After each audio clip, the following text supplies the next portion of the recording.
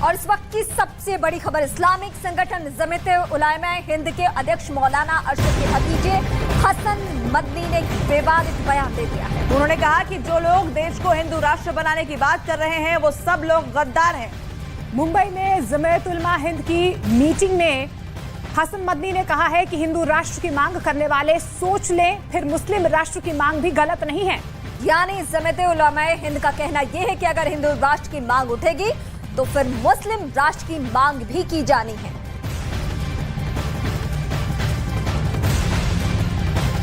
उन लोगों को गद्दारी का सर्टिफिकेट नहीं दिया जाता जो आज इस मुल्क के अंदर ये आवाज लगा रहे हैं कि इस मुल्क को हिंदू स्टेट बनना चाहिए।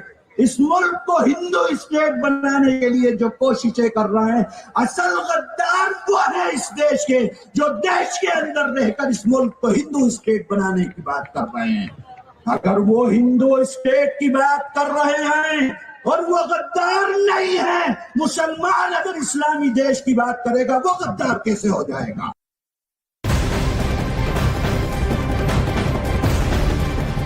दरअसल हाल ही में बागेश्वर धाम वाले बाबा धीरेन्द्र शास्त्री ने कहा था कि भारत जल्द ही हिंदू राष्ट्र बन जाएगा। धीरेन्द्र शास्त्री के इस बयान पर जमीयत-ए-उलमा-ए-हिंद के अध्यक्ष मौलाना अशरफ के भतीजे हसन मदनी ने विवादित बयान दे दिया है और उन्होंने कहा कि जो लोग देश को हिंदू राष्ट्र बनाने की बात कह रहे हैं वो सब लोग गद्दार हैं।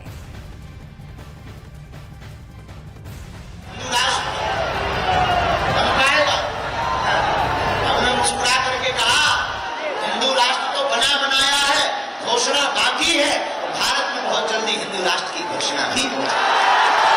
उन्होंने कहा कि ये कैसे संभव है। हमने कहा बागेश्वर बालाजी के यहाँ सबकी अर्जी लगती है, उनकी मर्जी होती है, हमारी भी अर्जी है, राम जी की मर्जी होगी, काम सफल हो जाएगा। उन लोगों को गद्दारी का सर्टिफिकेट नहीं दिया जाता जो आज इस मुल्क के अंदर ये आवाज लगा रहे हैं कि इस मुल्क को हिंदू स्टेट बनना चाहिए। इस मुल्क को हिंदू स्टेट बनाने के लिए जो कोशिशें कर रहे हैं, असल गद्दार वो है इस देश के, जो देश के अंदर रहकर इस मुल्क को हिंदू स्टेट बनाने की बात कर रहे हैं। अगर वो हिंदू स्टेट की बात कर रहे हैं और वो गद्दार नहीं है, मुसलमान अगर इस्लामी देश की बात करेगा वो गद्दार कैसे हो जाएगा? सिख अगर खालिस्तानी की बात करेगा वो गद्दार कैसे हो जाएगा? तो एक तरफ यहाँ पर बाबा बागेश्वर धीरेन्द्र शास्त्री की तरफ से लगातार हिंदू राष्ट्र बनाने की मांग की जा रही है और जो अलख उन्होंने बिहार से जगाई है वो ये कह रहे हैं कि इस अलख को हम देश भर में लेकर जाएंगे। और दूसरी तरफ हसन मदनी की तरफ से ये बयान जारी किया गया है जिस पर विवाद खड़ा हो गया। हमारे दो सहयोगी हमारे साथ जुड़ रहे हैं, मनोज हमारे साथ भोपाल से जुड़ रहे हैं और अमित हमारे साथ लखनऊ से जुड़ रहे हैं। अमित, अगर मैं दोनों बयानों को देखूं, हसन मदनी का जो बयान सामने आया है इसके क्या कुछ मायने निकाले? देखिए, हसन मदनी ने जो बयान दिया है वो विवादित बयान है, सांप्रदायिकता से भरा बयान है और इस पर जब मैंने बीजेपी के नेताओं से बातचीत करने की कोशिश की और खासतौर से जब मैंने बात की योगी सरकार के कद्दावर मंत्री दानिश आजाद अंसारी, तो उन्होंने साफ कहा कि देखिए ये जो सांप्रदायिक बातें हैं, जो सांप्रदायिक भाषण है, इस पर बीजेपी कभी बिलीव नहीं करती है, कभी भरोसा नहीं करती है। बीजेपी केवल विकास की राजनीति करती है, विकास के एजेंडे को जनता के बीच में लेकर जाती है और इस तरीके की जो बातें होती हैं, जो धार्मिक भावनाओं को ठेस पहुंचाए, इस तरीके की बातें जो हैं वो समाज में जहर घोलने का काम करती है। तो लिहाजा इन सब बातों से बचना चाहिए। और देखिए जिस तरीके से 2024 का चुनाव है उसको मद्देनजर कहीं ना कहीं अल्पसंख्यक वोट बैंक को एकत्रित करने के लिए इस तरीके की बातें अक्सर हमने सुना करते हैं। अभी जिस तरीके से हसन मदनी ने बयान दिया है, हसन मदनी से पहले कई बार हमने देखा है AIMIM प्रमुख वैसी भी इस तरीके का अल्पसंख्यक समुदाय के लेकर बयान देते रहे हैं। तो जाहिर तौर पर बीजेपी का साफ साफ ये कहना है कि वो इस तरीके की बातों से कहीं वो इत्तेफाक नहीं रखते। वो केवल विकास, किस तरीके से आम आदमी का विकास हो, इसी पर प्रधानमंत्री मोदी काम करते हैं, इसी पर मुख्यमंत्री योगी आदित्यनाथ भी काम करते हैं। जी अमित, हम आपका रुख करेंगे, मनोज भी हमारे साथ जुड़े हुए हैं, लेकिन इस वक्त जो बयानों का सिलसिला आगे बढ़ रहा है उससे ये भी समझना होगा कि ऐसे लोग जो लोगों को गुमराह करने की कोशिश कर रहे हैं उनका मकसद ये कि अपनी राजनीति इस तरीके से भड़काऊ बयान देकर चमकाए। हसन मदनी ने एक तरफ हिंदू राष्ट्र का विरोध किया तो वहीं जमीयत उलमा हिंद के अध्यक्ष मौलाना अरशद बजरंग दल पर प्रतिबंध का मुद्दा उन्होंने उठाया। उन्होंने कांग्रेस से सवाल किए और कहा कि कांग्रेस आज बजरंग दल पर बैन की बात कर रही है। अगर यही बात वो 70 साल पहले करती तो आज ठीक होता। हमसे वादे किए गए कि हम फिरका परस्त और फसाद परवर अनासिर की जमात के ऊपर कदगन लगाएंगे, बंद करेंगे उसको। बजरंग दल के ऊपर हम कदगन लगाएंगे। अगर ये तारीख गवाह है इस बात की कि अगर ये स्टैंड इन्होंने आज से 70 साल पहले हिंदुस्तान के अंदर ले लिया होता, इख्तिदार उनके हाथ से न जाता।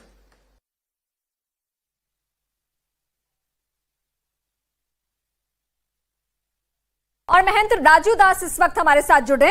राजू जी, मुझे आपसे ये समझना है कि ये जो हसन मदनी का बयान सामने आया है, सांप्रदायिक बयान, भड़काऊ बयान इसको कह सकते हैं, उस पे आप सनातन से जुड़े हुए लोगों की क्या प्रतिक्रिया रहेगी? गद्दार शब्द का इस्तेमाल किया है। मैंने पहले तो मौलाना मदनी से मैं यह कहना चाहता हूँ कि धर्म के आधार पर देश का बंटवारा किसने कराया? हमारे पूर्वजों ने कि इनके पूर्वजों ने? धर्म के आधार पर कुछ कट्टरपंथी मुसलमानों ने धर्म के आधार पर देश का बंटवारा कराया, हिंदू हिंदुस्तान, मुस्लिम पाकिस्तान। फिर भी हमने मुसलमानों को जाने नहीं दिया, गले लगाया और सब प्रकार से उनको अधिकार दिया। आज हिंदुस्तान का मुसलमान इसलिए बोल पा रहा है क्योंकि मुसलमानों ने हर तरीके से उनको संविधान में समाहित करके और अधिकार दिया। लेकिन आज पाकिस्तान की स्थिति क्या है, बांग्लादेश की स्थिति क्या है, अफगानिस्तान की स्थिति क्या है? वहां तो हिंदुओं की किसी भी प्रकार कोई सुविधा नहीं है, किसी भी प्रकार के राजनीति में हस्तक्षेप नहीं है, किसी भी प्रकार से बोलने के भी अधिकार नहीं है। आज देखिए हिंदुस्तान में मुसलमान राष्ट्रपति, उपराष्ट्रपति, जनरल, कर्नल, आप देखिए प्रधान से लेकर संसद भवन में जिस प्रकार से आप बोल पा रहे हो, लेकिन अन्य जगह ऐसी व्यवस्था नहीं है। तो दूसरी बात, आपने बजरंग दल की बात किया। बजरंग दल एक संगठन है जो संगठन सेवा, सुरक्षा और संस्कार की बात करती है। बजरंग दल ये संगठन नहीं है कि भारत तेरे टुकड़े होंगे इंशाअल्लाह इंशाअल्लाह का नारा लगाता हो। यह संगठन नहीं है कि 2047 में भारत को इस्लामी मुल्क बनाए। भारत जिस प्रकार से सर्वे भवन्तु सुखिनः सर्वे सन्तु निरामया विश्व बंधुत्व के साथ कार्य और काम करते हैं सनातनी, लेकिन मौलाना मदनी का एक जहरीले बोल यह कह देना कि नहीं मुसलमान भी मुस्लिम राष्ट्र की मांग करेंगे। अरे मुस्लिम राष्ट्र तो है, चले जाओ। मान जी, आप क्या प्रतिक्रिया देंगे? आप किस तरीके से जवाब देंगे हसन मदनी के बयान पर, जिसमें वो हिंदू राष्ट्र की मांग को कहते हैं कि अगर वो गद्दार नहीं है तो मुस्लिम देश की मांग करने वाला, खालिस्तान की मांग करने वाला गद्दार कैसे हो जाएगा? इस पर आपकी क्या प्रतिक्रिया है? आपकी तरफ से उनको क्या जवाब?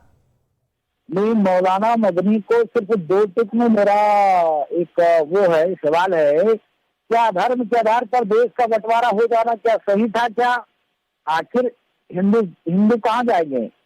सनातनी सदैव सर्वे भवन्तु सुखिनः सर्वे सन्तु निरामक की बात करता है, विश्व बंधुत्व की बात करता है, सबको गले लगाता है। आज सनातनी की देन है कि आप बोल पा रहे हो, इसके नाते अपनी जहरीली बोल बंद कर दो, समाज को बांटने वाली या मूर्खता वाली भाषा बंद कर दो, नहीं तो सनातनी जगेंगे, उस दिन तुम्हारी जबान बंद हो जाएगी। शुक्रिया महंत राजू दास जी हमारे साथ जुड़ने के लिए। तो लगातार जिस तरीके से बयानबाजी हो रही है उसके बाद बवाल यहाँ पर खड़े हो रहे हैं और बांटने वाला बयान इसे कहा जा रहा है। अरशद मदनी के बयान पर वीएचपी यानी कि विश्व हिंदू परिषद के अध्यक्ष आलोक कुमार ने जोरदार पलटवार किया है। उनका कहना यह है कि बजरंग दल जिहाद इस्लामिक विचारधारा के सामने डटकर खड़ा है। बजरंग दल पर बैन के सवाल पर उन्होंने कहा कि सरकार ने 1992 में जब बजरंग दल पर प्रतिबंध लगाया था तब कोर्ट ने बैन को गैर कानूनी करार दिया था। 70 साल पहले तो बजरंग दल का जन्म भी नहीं हुआ था। बजरंग दल देश का बल है, वो भारत की सात्विक शक्तियों के समर्थन में खड़ा होता है और देश को बांटने की, तोड़ने की हर प्रयत्न का सड़क पर आकर विरोध करता है। ये जो इस्लामिक जिहाद की विचारधारा है, इस विचारधारा के सामने ताकत से धर्म की रक्षा के लिए बजरंग दल खड़ा है। और इस वक्त सीधे हम अपने सहयोगी मनोज का रुख करते हैं। मनोज, ऐसा पहली दफा नहीं है जब बाबा ने इस बात का जिक्र किया हो कि भारत हिंदू राष्ट्र होना चाहिए। हालांकि वो सनातन से जुड़े हुए हैं, हिंदुओं की बातें और कथावाचक के तौर पर उनकी अपनी भावना है, लेकिन जो लोग सियासत करते हैं उनका इसमें कूद जाना, उनको कुछ लोगों को गुमराह करना, भड़काना कहां तक शोभा देता है? क्योंकि जहाँ तक मदनी की बात है, इस तरह का बयान देना कि अगर हिंदू राष्ट्र की बात हो रही है तो जो मुसलमान हैं वो मुस्लिम राष्ट्र की बात करेंगे, जो सिख हैं वो खालिस्तान की मांग करेंगे, तो इस तरह के बयान पर क्योंकि जो जब बात की गई, हालांकि सीधे तौर पर तो जवाब नहीं दिया, लेकिन ये खुलकर जो बाबा बागेश्वर के पंडित धीरेन्द्र शास्त्री हैं वो सीधे तौर पर चुनौती देते हैं कि सनातन धर्म की जो परंपरा है उस पर वो किसी से भी, यानी वो यहाँ तक मदनी से भी शास्त्र नाम नहीं ले रहे, लेकिन वो कह रहे हैं कि हम शास्त्रार्थ करने के लिए तैयार हैं, हम बातचीत करने के लिए तैयार हैं। और जहाँ तक बागेश्वर धाम के पंडित धीरेन्द्र शास्त्री का सवाल है तो पहली मर्तबा नहीं, वो बीते कई सालों से, जैसे कहें हिंदू राष्ट्र की मांग खासतौर पर बीते 6 महीने से तो लगातार हर मंच पर, चाहे वो बिहार हो चाहे मध्य प्रदेश हो, जहाँ भी उनकी कथाएं हो रही हैं, चाहे वो महाराष्ट्र जाते हो, जहाँ भी उनकी कथा होती है, जहाँ भी उनका दिव्य दरबार लगता है तो वो हिंदू राष्ट्र की मांग करते हैं। और एक वाकया मैं आपको बताऊं कि हिंदू राष्ट्र के साथ साथ जैसे द केरला स्टोरी फिल्म आई, तो इससे जुड़ी केरल की एक महिला जब कल बाबा बागेश्वर धाम के पास पहुंची, धीरेन्द्र शास्त्री के पास पहुंची, जो कि दरबार लगा हुआ था सागर के जैसी नगर में, और जब बाबा से वहां पूछा कि क्या वहां इस तरह के हालात हैं, तो उस केरल की उस महिला से, जो कि खुद उनकी भक्त है, उन्होंने पूरी बातों को समझा, महिला ने अपनी बात बताई। लेकिन उसके बाद जो बाबा का कोट एंड कोट मैं आपको सुनाना चाहूंगा कि बाबा ने कहा कि आज भारत का हिंदू सोया हुआ है और उसे जगाने की जरूरत है, क्योंकि जो फिल्म थी द केरला स्टोरी वो भी एक सत्य घटना पर आधारित फिल्म थी। भारत के हिंदू को जगाने की जरूरत है, भारत को हिंदू राष्ट्र बनाने की जरूरत है। आपके पास तो जाहिर तौर पर और देखिए इसी मुद्दे को लेकर हमारे सहयोगी अमित ने यूपी सरकार के मंत्री दानिश आजाद से बातचीत की है, उनका क्या कुछ कहना है सुनिए। मदनी साहब ने एक बयान दिया है कि 70 साल पहले अगर जो बजरंग दल है, अगर कांग्रेस इसको बैन कर देती तो आज इस तरीके की नौबत नहीं आती। देखिए, आज समझने की जरूरत है कि हमारा देश जो है सार्थक राजनीति की तरफ आगे बढ़ रहा है। ये राजनीतिक बयान है और सबसे ज्यादा देश को किसी ने नुकसान पहुंचाया तो सही बात है, कांग्रेस पार्टी ने नुकसान पहुंचाया। और आज हम तरक्की की बात, भाईचारे की बात, विकास की बात हमारे हर जाति धर्म मजहब के लोग सुनना पसंद करते हैं। और यकीनन जिस तरीके से हमारे केंद्र की मोदी सरकार है और उत्तर प्रदेश की योगी सरकार है, इस डबल इंजन की सरकार ने जिस ईमानदारी से धरातल पे जनता के विकास के लिए काम किया है, ऐसा किसी भी दल, चाहे कांग्रेस हो, सपा हो, चाहे बसपा, उसने नहीं किया। और आज हर जाति धर्म मजहब को आगे बढ़ाने का, उनके लोगों को आगे बढ़ाने को सुनिश्चित कर रही है हमारी सरकार। तो देखिए, इस पूरे मुद्दे पर लगातार जो है बयानबाजी भी तेज हो गई है, सियासत जो है लगातार हो रही है। अमित, जिस तरीके से यहाँ पर अब बयानबाजी भी हो रही है और देखिए सीधे तौर पर ये नजर आ रहा है कि किस तरीके से टारगेट किया जा रहा है, बांटने की राजनीति यहाँ पर इन बयानों के साथ हो रही है। जी हाँ, बिल्कुल बिल्कुल बांटने की राजनीति हो रही है। और कहीं ना कहीं जो बीजेपी की सरकार है, जो योगी सरकार है, उनका साफ साफ ये कहना है कि बांटने की राजनीति नहीं होनी चाहिए। राजनीति हो या विकास के एजेंडे पर राजनीति हो, विकास की बातें हो, किस तरीके से लोग अपने जीवन में आगे बढ़े, किस तरीके से उन्हें आर्थिक लाभ पहुंचे, सामाजिक लाभ पहुंचे, इस पर राजनीति होनी चाहिए। और खासतौर से देखिए जिस तरीके से मदनी का बयान आया है, मदनी का बयान का हर कोई जो बीजेपी के सरकार में है, जो मंत्री हैं योगी सरकार में, हर कोई निंदा कर रहा है और कह रहा है कि देखिए विकास के एजेंडे पे बात होनी चाहिए। और देखिए जब धीरेन्द्र शास्त्री ने पटना में, बिहार में बयान दिया था हिंदू राष्ट्र का, और ये पहली बार नहीं था कि धीरेन्द्र शास्त्री ने पटना में बयान दिया था, इसका पहले भी जब वो प्रयागराज में आए थे उस दौरान भी उन्होंने हिंदू राष्ट्र की बात उठाई थी। और हर जगह जहां भी वो कथा कहने के लिए जाते हैं वहां वो हिंदू राष्ट्र की बात उठाते हैं। लेकिन इस बार पहली बार इस तरीके से रिएक्शन आया है, मदनी का रिएक्शन इस पर आया है। और कहीं ना कहीं इसको लेकर जो जो अयोध्या में संत हैं या फिर जो लखनऊ में संत हैं उनमें खासी नाराजगी है इस बात को लेकर। तो वहीं बीजेपी के नेता हो या फिर योगी सरकार के मंत्री वो सीधे कह रहे हैं कि विकास पर बात करें, धर्म संप्रदाय पर नहीं। पास लौटूंगी।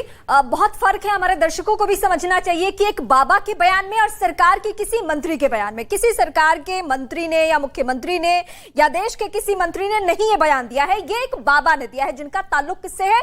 धर्म से है, सनातन से है। अब ऐसे वक्त में और वीएचपी से जुड़े हुए इस वक्त हमारे साथ विजय शंकर जी जुड़े। विजय जी, मुझे आपसे ये समझना है कि एक बाबा के बयान पे ये हसन मदनी हो इस तरीके से जो बयान देना शुरू कर चुके हैं कि अगर मुस्लिम देश की मांग करता है तो गद्दार कैसे, तो क्या उन्हें हमें याद दिलाना होगा कि जिन्ना की वजह से 75 साल पहले एक बार तो मुस्लिम के नाम पे देश अलग हो चुका है? देखो, गजनी से लेके मदनी तक ये सब एक चरित्र के लोग हैं। और जहां तक गद्दारी की बात है तो गद्दारी की किसने? 1947 में जब भारत में का बंटवारा हुआ तो गद्दारी तो ये लोगों ने की। तो इस प्रकार की जब ये बात करते हैं तो ये घबराए हुए हैं। कारण क्या है कि देश का जो हिंदू है अब वो जाग गया है। एक समय था जब ये अपनी सरकारों से, कांग्रेस जैसी सरकारों से जो चाहते थे वो करवा लेते थे। आज वो सब करवा पाने में ये असमर्थ है, क्योंकि इनकी जो फिरका परस्ती है अब वो नहीं चल रही है। और फिरका परस्ती न चलने के कारण ये इस प्रकार के उलूल जुलूल बयान देते हैं। ये देश हिंदुओं का है। 80% हिंदू जिस देश में है उसको हिंदू राष्ट्र ही कहेंगे। ठीक है, संवैधानिक रूप से वो हिंदू राष्ट्र नहीं है, लेकिन सांस्कृतिक रूप से तो वो हिंदू राष्ट्र ही है। इस देश को हिंदू राष्ट्र बनाने की आवश्यकता नहीं है। आखिर हिंदू राष्ट्र से घबराते क्यों हैं? जब ये देश हिंदुओं का है तभी ये इस देश में जम पाए हैं, इसके अलावा ये जम नहीं पाते हैं। तो मैं ये कहना चाहता हूं कि ये हसन मदनी जैसे लोगों को अपने जबान पर काबू रखना चाहिए और संविधान का पालन करना चाहिए। ठीक है विजय शंकर जी, बहुत शुक्रिया आपका हमारे साथ जुड़ने के लिए और अपनी बात रखने के लिए। तो अपने अपने बयान हैं सभी के। और देखिए इधर